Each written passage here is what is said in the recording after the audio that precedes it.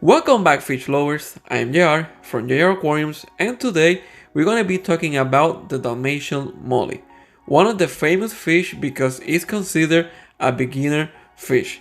We're going to be talking about tank size, tank mate, feeding, breeding, everything you need to know to keep a healthy Dalmatian Molly.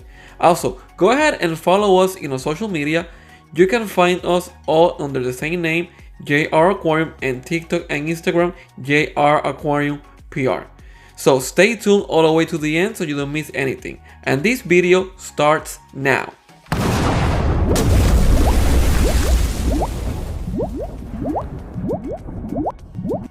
Let's start with water parameters, but first don't forget to hit the subscribe button, ring the bell, hit all to get notification every time we upload a new video, and please don't forget to like.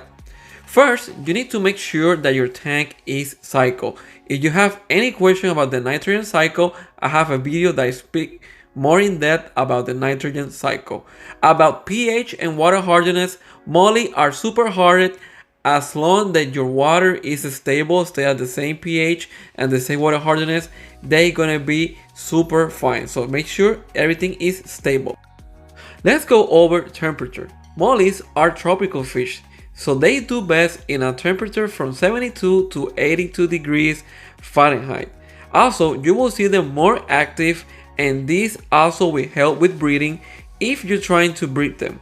And if you keep them healthy, they can last you all the way from 3 to 5 years, depending on diet and how well you take care of them, and also on tank size.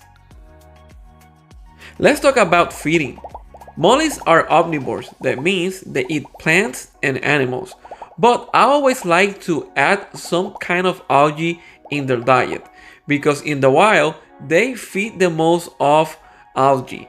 And I have great success when I give them always some type of algae. But you can also use bloodworms, brine shrimp, and flakes. Most of the people utilize flakes to feed them. That's perfectly fine. Now, how often should I feed my fish? I always recommend to feed your fish once a day, unless you are trying to breed them. If you're trying to breed them or you have fry, feed them twice a day. But once a day is more than enough and will help you to keep your water clear. Now, let's go over tank size and tank mates. Mollies are super active fish. Dalmatian or any kind of molly, you will see them all over the tank, up, down, everywhere. And you will hear some people tell you minimum is a 10 or 20 gallon. I disagree. I believe they do best in a minimum of a 29 gallon, and you can also keep more species with them. The one great thing about mollies, they can live in brackish water. Brackish water is when you mix salt water with fresh water. That's considered brackish water. And with that being said, that will give you even more options to be their tank mates. But I'm gonna go with the simple fish to keep and the ones I recommend to be the tank mates. One of my favorites, and I always keep in most of my tropical fish tanks, are the cardinal tetras. Cardinal tetras is a schooling fish, so you need to have plenty of room because they need to be in a group. Clown loaches, another great fish, it will stay most of the time at the bottom of the tank. Neon tetras are colorful fish, beautiful that you can have with them. Neon tetras, another schooling fish, so make sure you have 6 to 5 of them. And the same with Harlequin rasbora. That's why I like big tanks. And lastly, not least, you can keep them with guppies. Breeding. First, you're gonna need a male and a female. The female will have a triangle anal fin, and the male, it will be more pointy. That's the way it's easier to identify. And also, females tend to be bigger size than the males. That's another thing you can use to sex them. So mollies are considered live birds. This means they don't lay eggs. When the fry born, they born ready to free swim, what we call free swimmers.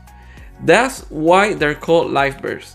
If you want to breed them, the good ratio is 1 male per every 3 females. Once they start breeding, you need to make sure you have enough room or additional tank to move them, because they can have over 40 fry and even more, or you can have more than one female breeding at the same time. So make sure you have enough room to kill them.